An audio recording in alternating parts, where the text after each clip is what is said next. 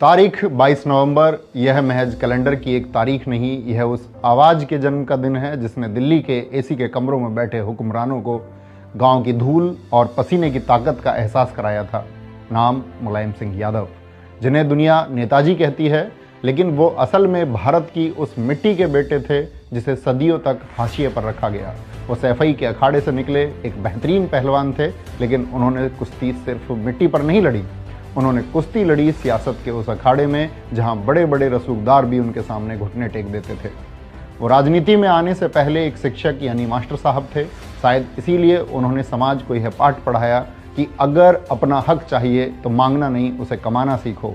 नेताजी का विजन सिर्फ एक राज्य तक सीमित नहीं था। जब वो देश के रक्षा मंत्री बने तो उन्होंने भारतीय सेना के लिए ऐसे फैसले लिए जो इतिहास बन गए, जिन्होंने -50 डिग्री के हार्ड कपा देने वाले तापमान में सियाचिन ग्लेशियर पर जाकर जवानों का हौसला बढ़ाया। और आज अगर सीमा पर शहीद होने वाले जवान का पार्थिव शरीर सम्मान के साथ उसके घर आता है तो यह नियम बनाने वाले कोई और नहीं, नेताजी ही थे, क्योंकि वे एक माँ और परिवार के दर्द को समझते थे। इतना ही नहीं, भारत की वायुसेना को आसमान का सिकंदर बनाने के लिए सुखोई 30 जैसे खतरनाक लड़ाकू विमान का सौदा भी नेताजी ने ही किया था।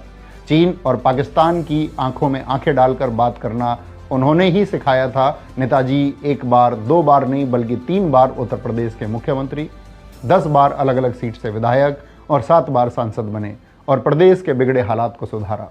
उन्होंने प्रदेश में चुंगी कर को खत्म कर व्यापारियों और दुकानदारों को बहुत बड़ी राहत दी और सामाजिक न्याय की मशाल जलाकर पिछड़े और शोषित समाज को सत्ता में हिस्सेदारी दिलाई।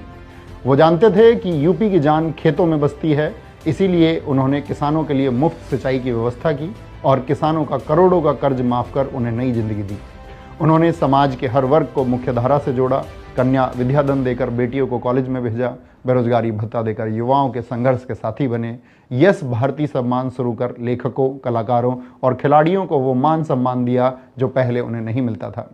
नेताजी भले ही आज हमारे बीच शरीर रूप में नहीं है, लेकिन जब तक इस देश का किसान अपने खेत में पसीना बहा रहा है, जब तक एक गरीब का बेटा अपनी लड़ाई लड़ने के लिए खड़ा है, तब तक नेताजी जिंदा रहेंगे। सियासत के उस अमर पहलवान और धरती पुत्र श्री मुलायम सिंह यादव जी को आज 22 नवंबर उनके जन्मदिन पर मेरा उनको नमन। जय हिंद, जय भारत।